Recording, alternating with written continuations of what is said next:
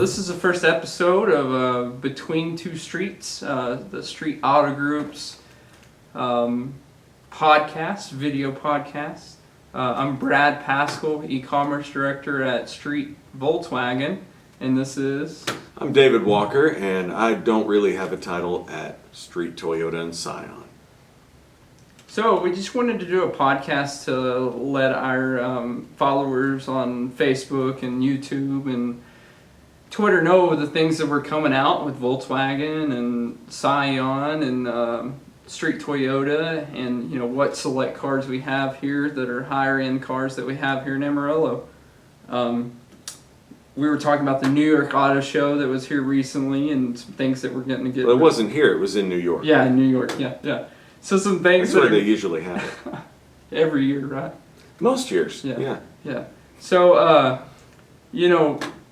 the big thing that came out at the New York Auto Show for Volkswagen, well, I guess there was really two, is they came out with an all-pink Beetle.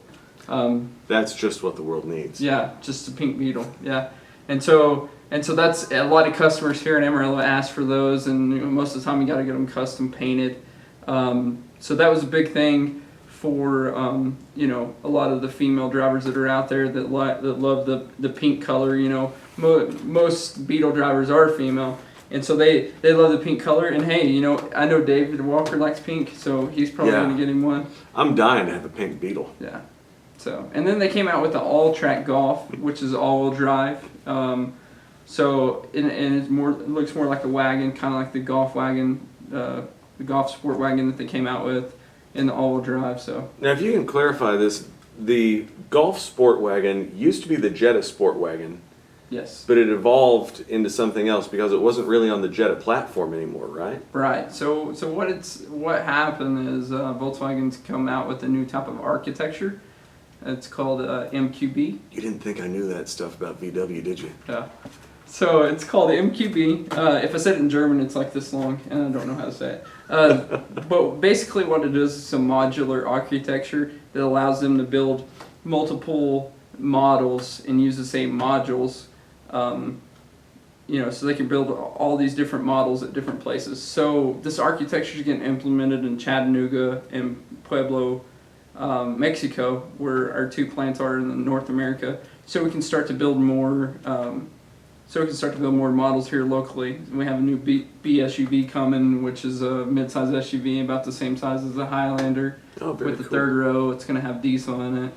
It's such a popular segment these days because people have kids, they don't want to drive something huge that gets really bad gas mileage. So Highlanders, 4Runners, they've been big sellers for us. That'll be a great vehicle for VW. Oh yeah, and then they also with the architecture that they have and the engines that they have approved here in the United States, with that same architecture, there's a highly good possibility that they could bring over the Amarok, which is the Volkswagen truck about the same size as the Tacoma, and it would be in a diesel also.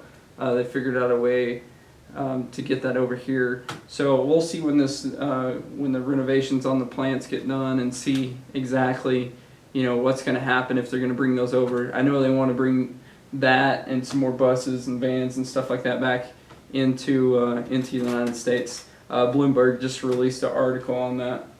You can check in the link on YouTube. We'll have the link to that article, and we'll have a link to all of the New York Auto Show releases and concept cars. So very cool. A couple of new things coming out from Toyota too that they unveiled at the New York show.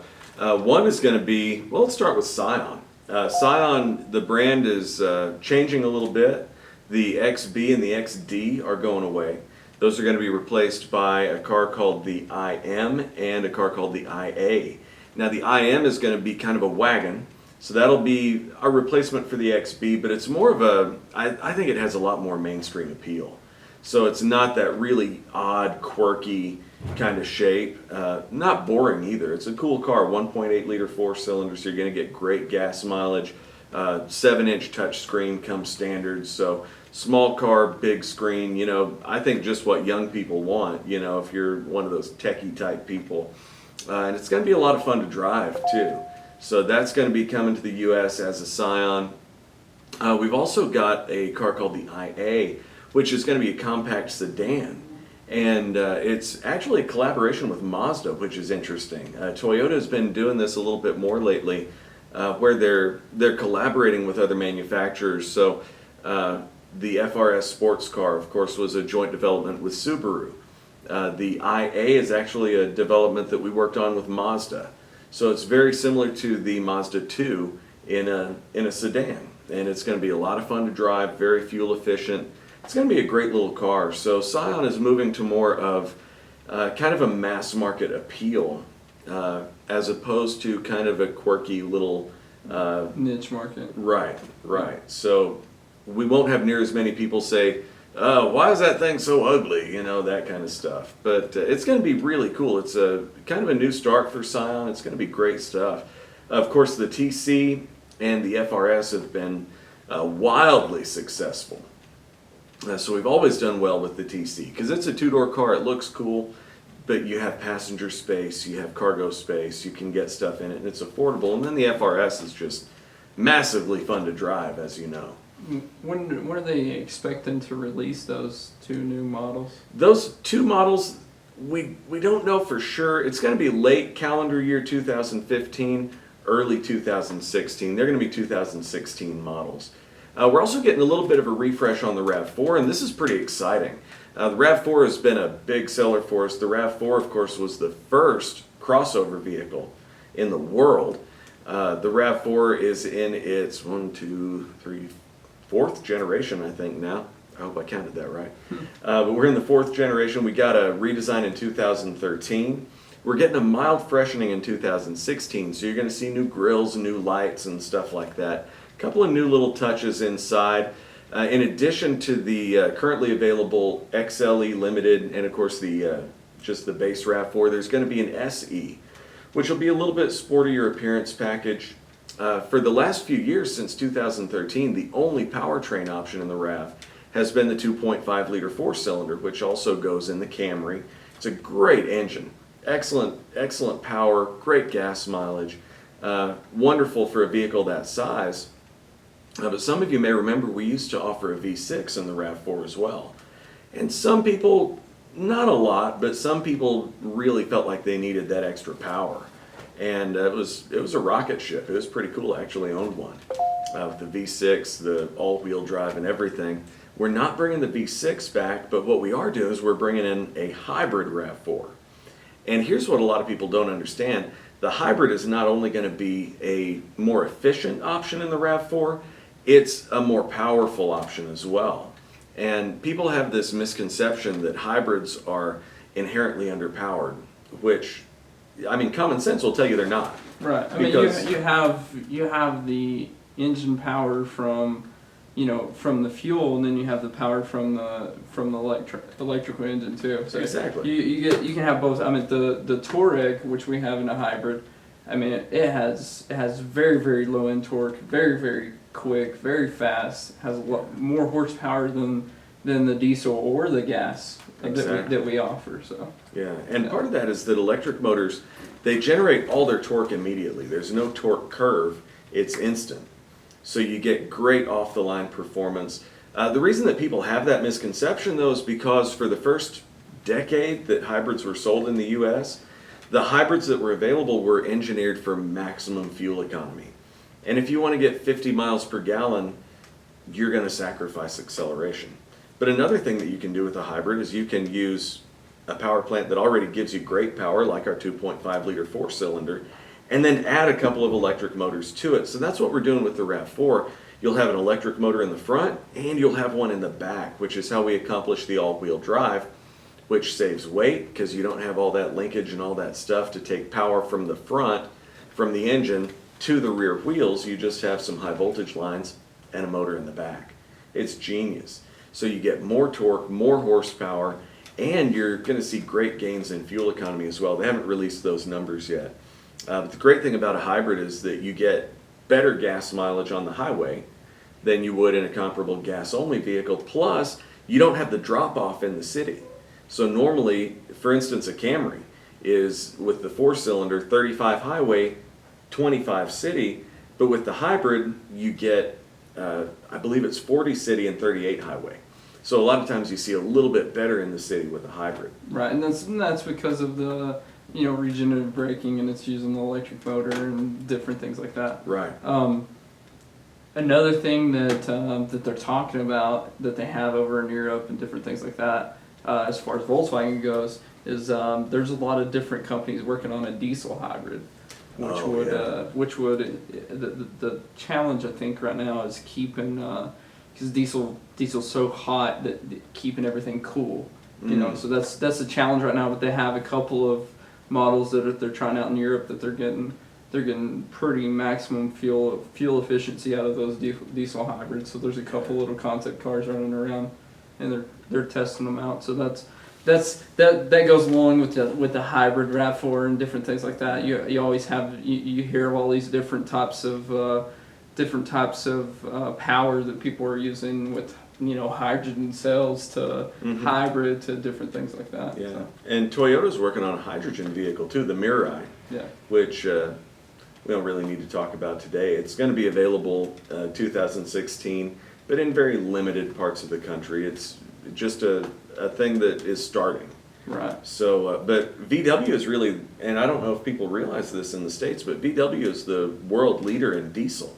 Oh yeah, most definitely. Actually, the diesel technology that Volkswagen created is using Audi and a lot of different brands that are part of the Volkswagen group.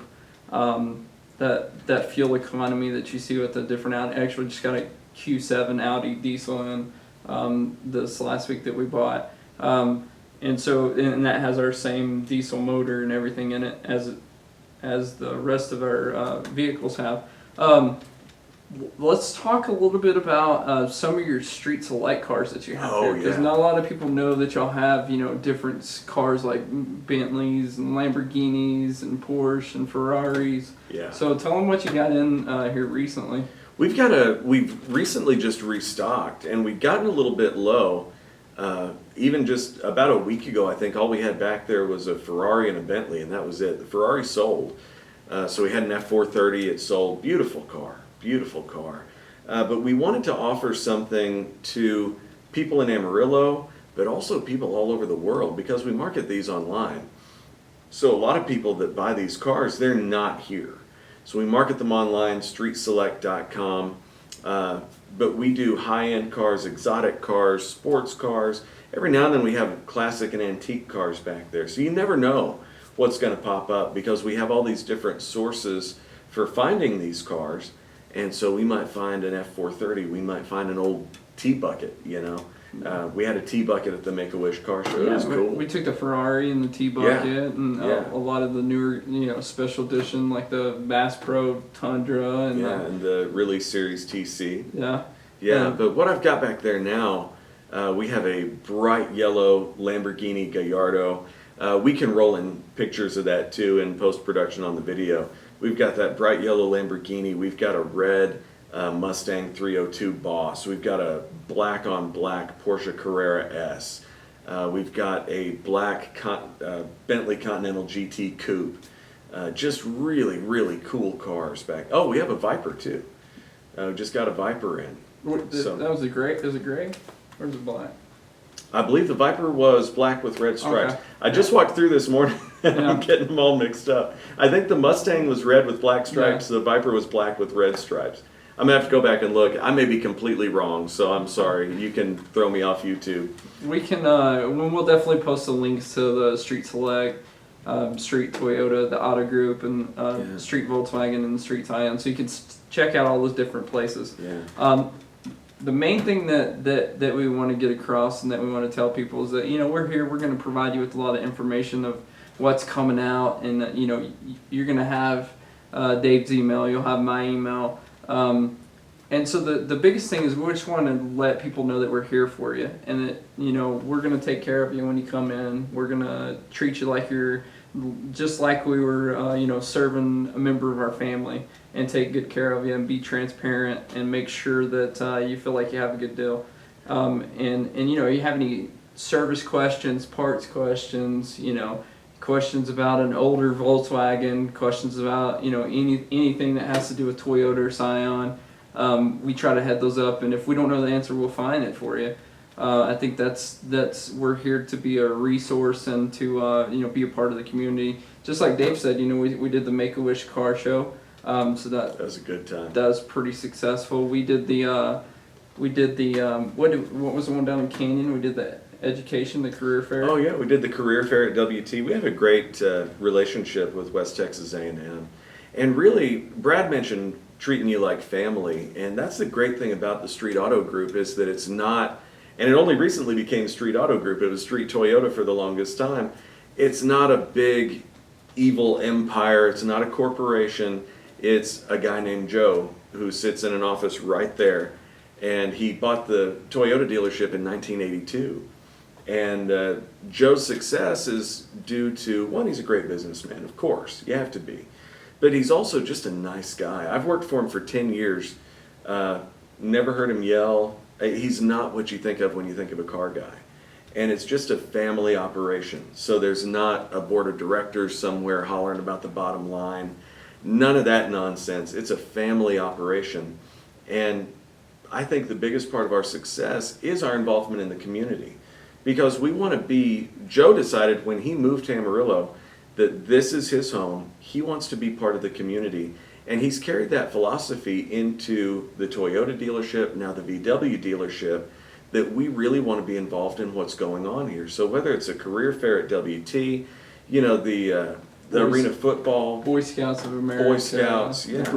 You sat on the board at the bridge. And exactly. Joe sits on the board at the Boy Scouts and FCA. FCA. Mm-hmm. We just had the FCA banquet here. We did a lot of stuff for the auction and I got to see Bobby Bowden speak. So there's a lot of different events that we do on a daily basis, and me or Dave and I, we're pretty lucky to be a part of a lot of those events, and you just see how much impact everybody comes up with the story. Hey, I bought my first Toyota from there, and I bought my last 10 from there. Yeah. Or hey, you want to hear about my first Volkswagen story, because almost everybody has one. That was their first car. That's they have that was their friend's first car. But everybody has those stories, and that's the stuff that we like, and that's the stuff that's the reason why we get up in the morning and come to work, is because we like to hear those stories and we like that interaction.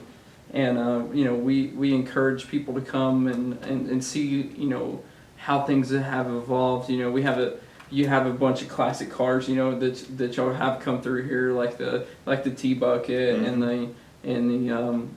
there was a 29 Ford that came through here. Right. We had a 60-something Dodge Dart the other day. You never know. Yeah. And so we get some different classic things that come through Volkswagen, and we're opening the new store. Should be open. Tell us about that. Yeah, June 1st. It's going to be located right on the other side of Nissan. So we're open on June 1st. Looks like our grand opening is probably going to be the third week of June. We want to get some processes ironed out and get kind of acclimated to the new store. Mm-hmm. Then we'll have like a 3-day grand opening. And we're going to do a lot of different charity events. We'll have a lot of booths. Amarillo National Bank's going to come out. Did you say we'll have a lot of booze? We are German, so no. So there might that's not confirmed. There might be yet. some beer and there some brats going on. There could definitely be some of that going on. But we'll have a lot of different charities out there. I think we're going to have a live band, a lot of different things like that. So we're gonna do our best to give back to the community and let everybody come out there and see the power of German engineering and the different things that Volkswagen has going on. I got to walk through the construction the other day with John Luciano, our general manager at Street Volkswagen, and it is a beautiful place. It's also going to be a nightmare to keep clean. Everything in there is either white or glass. Yeah. So it's going to be a lot of fun. I think Mac Thornberry, the representative, he came down and walked through it with John and Joe, and I think Mike went too. And so Mike Good, the general manager of Street Toyota. So he said the same thing. That it's going to be a nightmare to keep clean. So we're excited. We're ready to move in, and we'll be a lot closer to Toyota. So if you need something, we can just bring you over here to the Toyota lot, or if they need something, someone's over here, we can take you over there. Yeah. So we'll be here pretty close to each other, and I think that's the great thing about having these two brands is that they're absolutely nothing alike at all. yeah. So if I had some friends that came over and looked at a Camry, and they weren't real excited about it. Now, the Camry's the best-selling car in America. Everybody loves the Camry. But they just weren't real excited about it. So we went and drove a Passat. They loved it. So guess what? They bought a Passat. And and that brings up an interesting point, Dave. Is it puts us on a mission to find the perfect car for each person that walks in the door. Yeah. And it doesn't matter if it's a Volkswagen, it doesn't matter if it's a Toyota, it doesn't matter if it's a used car or a Could be a Scion Lamborghini. or a Lamborghini. Doesn't matter. It's what's most important to that person. And we ask a lot of questions. We ask a lot of questions to find out what's going to fit that criteria and fit the needs and wants of that person. And so that's the avenue that we take. We take it to where we want that person to leave here loving the car, and we want to under promise and over deliver every single time. Exactly. So and that's a philosophy that both stores have. We work good together. We work hand in hand. We have a lot of different meetings that brings both stores together to try to make sure our vision's the same for both stores. Yeah. So and that's something that Joe's done very well, especially by bringing in John, who manages our VW store. He is a phenomenal guy. I've got to spend a little bit of time with him. And he's only lived in Amarillo a little over a year and a half. And he's got such a heart for the community. And when we go places, he knows more people than I do. And I've been here forever, and John's shaking hands and introducing me to people. How did that happen? I don't know. Yeah, I think he's already I think he's already doing some stuff with the chamber and a lot of different things where he's United Way and a lot of different things with where he's trying to get involved and be a part of the community. And he's kind of takes the same mentality that Joe took. Is like, this is my home. This is where I'm going to stay.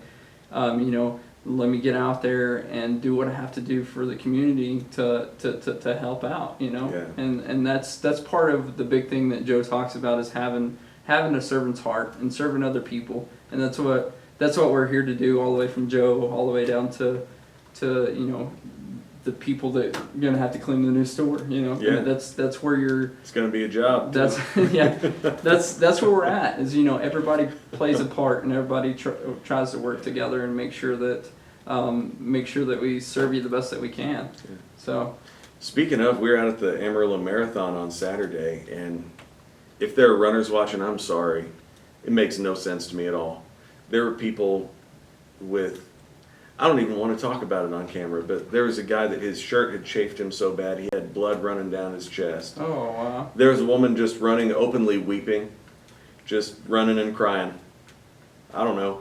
But we had a great time. We were handing out water, and they would throw it over their head, throw one in their mouth, And it was such a great time, but I just don't understand that drive to run 26 miles. I understand most people have a toenail or two fall off, know.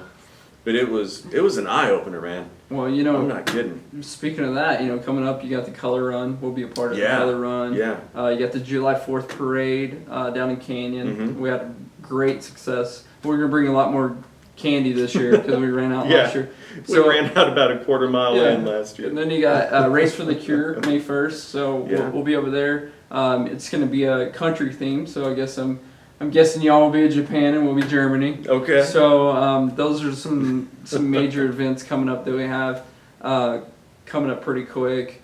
And then other assorted golf tournaments. We have a lot of golf tournaments that we go to. We take some beef jerky and hand out some water. Absolutely. And we'll also have vehicles in the pregame show at every Venom home game. So if you like arena football, just come on out. It's a good time. Tell us a little bit, because I know you're a big part of this. Tell us a little bit about the Amarillo Thunderheads. I know that we joined up with them. Yes. Rebranded team. So. Yes, and in fact, the same people who bought the football team are running the baseball team now too. So it's been renamed from the Sox to the Thunderheads.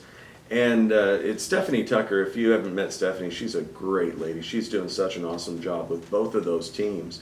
And she's really focused on making the game an event. So there are contests, there are nonprofit tie-ins, there are all kinds of different things going on.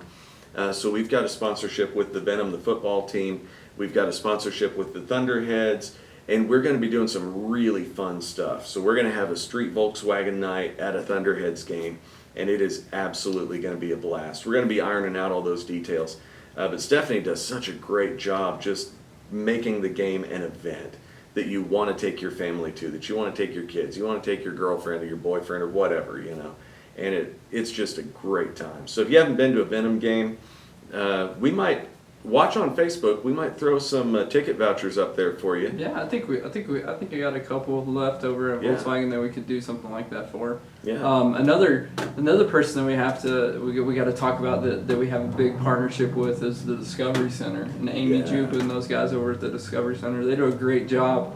We had a lot of fun at Beerology, and they have some other events coming up. I think they're a little further down the road, so we'll post those too. I think we're going to be a part of those. Been talking on and off with Amy, and she drives a Highlander. She does drive a real pretty blue one. Yeah, Dallas Cowboy blue Highlander. So I think we sold that to her. So I think we did. Do you hear she, that? It sounds like somebody's driving the Lamborghini out there. Yeah, someone's driving the Lambo out there. So we got to go check the security on the Lamborghini. But no, we want to thank everybody for watching the podcast. And we're going to have more. It'll be a little longer next time. We just want to get the introductory What's one. a podcast? Well, this is a video podcast. Okay. So it's like they're going to listen to it. We're going to put it on iTunes. Are you going to silence your phone next time? Yeah, I'll silence my phone because it's going off. Okay. Yeah, so.